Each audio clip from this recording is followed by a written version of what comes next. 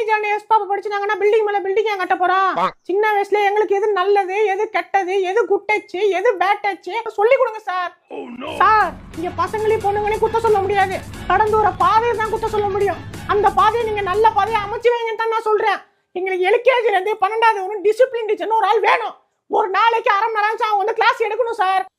சின்ன வயசுல எங்களுக்கு என்ன மைண்ட்ல நிக்குதோ அதான் கடைசி வரை நிக்கும். என்ன தம்பி, யூகேஜில ரவுடிசம் பண்றியா?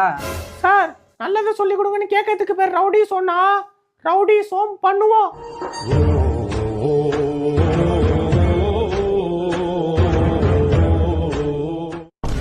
லே சாரு சொட்ட முத்த அடிக்க பசங்களை அமைச்சிருக்காராண்டா, வாடா போய் காப்பாத்துவான். டேய், காப்பாத்த வேண்டியது சொட்ட முத்த இல்லடா,